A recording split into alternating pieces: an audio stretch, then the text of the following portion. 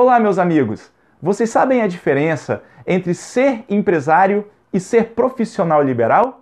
Se você tem essa dúvida e não sabe a diferença, se ligue no nosso vídeo!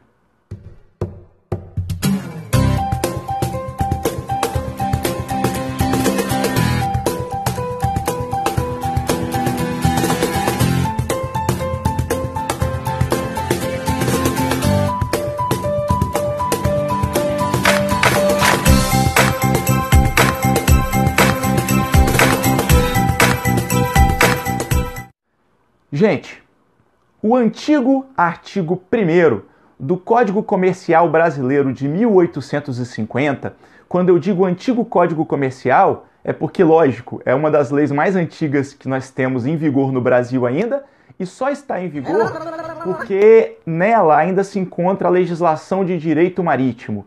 Todo o comércio terrestre foi revogado e agora está no nosso atual Código Civil de 2002. Bom, o que acontece? Nesse código antigo, esse Código Comercial de 1850, no artigo 1º, vinha falando a respeito do conceito de comerciante. Quem era comerciante? Comerciante era quem praticava a interposição na troca de mercadorias, objetivando lucro. Ou seja, comerciante é quem compra um produto barato para vender caro, almejando lucro. Na década de 40, na Itália, um jurista chamado Cesare Vivanti cria o conceito de direito privado unificado, ou seja, ele cria a teoria das empresas. No Brasil, a teoria das empresas só acontece com o atual Código Civil de 2002, que revoga toda aquela parte do comércio terrestre que eu falei do antigo Código Comercial e agora traz um novo conceito para a legislação brasileira, que é o de ser empresário. O nosso atual Código Civil, substituindo o conceito de comerciante do antigo Código Comercial Brasileiro de 1850, traz, no artigo 966, o conceito de empresário no Brasil. Quem é empresário no Brasil? É quem pratica atividade econômica de maneira profissional e organizada, de circulação e produção de bens e serviços. Ou seja, para ser empresário hoje, diferente do que era ser comerciante, empresário é algo mais abrangente. Para ser empresário, você tem que registrar sua empresa ou sociedade na junta comercial, você tem que trabalhar de maneira habitual, você tem que trabalhar de maneira pessoal e você pode trabalhar ou com comércio, ou com a indústria, ou com a prestação de serviço, que é quando você pratica, você produz o próprio serviço, e também com a terceirização de serviço, ou seja, quando você compra o serviço de alguém que sabe produzi-lo e vende para outra empresa. O nosso atual Código Civil, também no artigo 966, só que agora em seu parágrafo único, traz quem não é empresário no Brasil. Então, nós temos que quem não é empresário no Brasil é quem pratica atividade intelectual de natureza científica, artística ou literária. Eu vou dar um exemplo para você. Vamos supor que eu escrevi um livro e que eu queira vender esse livro. Vender é comércio.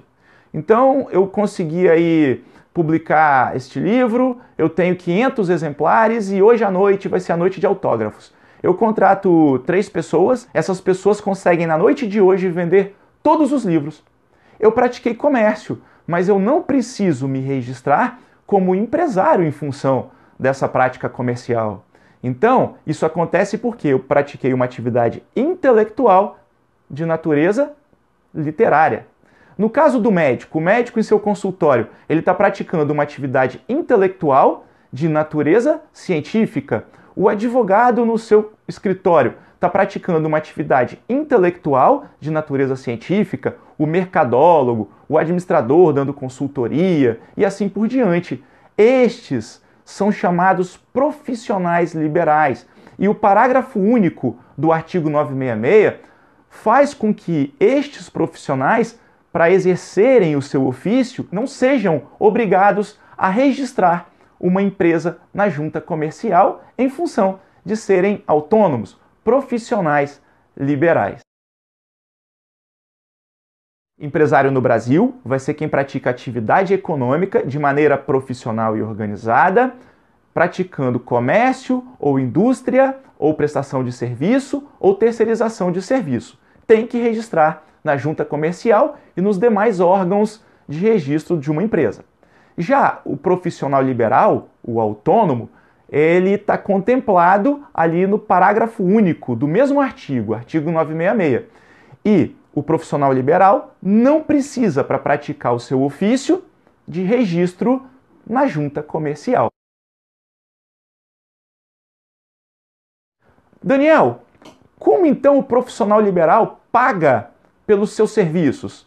Ele paga ISS, paga algum tipo de tributo? É óbvio que sim. Todas as pessoas no Brasil que praticam comércio, indústria ou serviço devem, em função da legislação, pagar os seus tributos. No caso de um profissional liberal como o advogado, ele vai estar registrado no seu órgão de classe, né, na OAB, e também no município, porque através do município, desse registro, ele paga o ISS.